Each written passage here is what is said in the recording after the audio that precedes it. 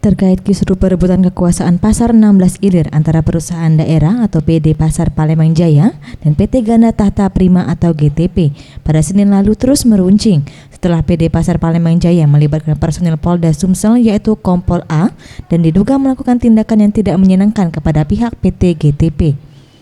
Tidak menerima perbuatan yang tidak menyenangkan tersebut, PT GTP mendatangi Polda Sumsel untuk melaporkan tindakan tersebut pada Rabu 6 Januari 2015. Menurut Febrianto, penanggung jawab PT GTP, usai membuat laporan mengatakan kisruh terjadi pada hari Minggu di mana pihak PT GTP mendatangi Pasar 16 Ilir untuk melakukan peninjauan.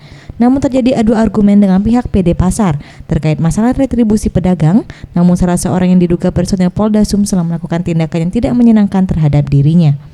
Saya sebagai salah satu pemaham hukum, saya minta keadilan. Ada permasalahan apa? Apakah boleh seorang ketum polisi berkali-kali bersama PD Pasar ikut narik retribusi di situ, walaupun alasannya saya cuma menemani, tetapi setiap ada kejadian oknum tersebut lalu menunjukkan sikap permusuhan. Polda Sumsel saat ini sedang melakukan penyelidikan terkait keterlibatan personilnya dan akan memanggil pihak PD Pasar untuk meminta keterangan terkait masalah kepemilikan dan pengelolaan Pasar 16 Ilir. Para Dwi Satria, Sriwijaya TV.